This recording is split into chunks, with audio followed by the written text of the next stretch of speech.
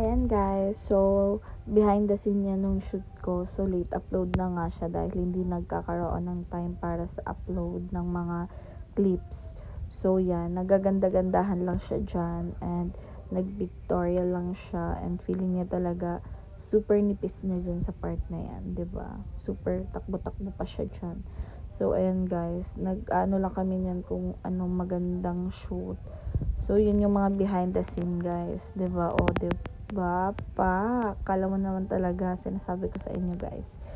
O, ayan. So, another shoot yan, guys. O, 'di ba? Second ano na yan.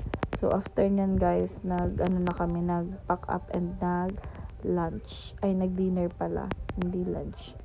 Lunch and dinner na kasi yun, guys. Pinag-isa ko lang. Tapos yan, guys.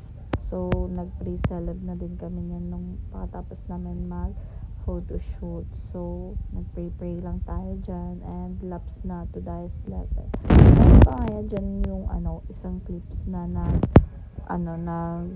babati yung mga kasi hindi ko na sinali dahil hindi nakaka-aesthetic. So, yan lang guys. Thanks for watching. Bye!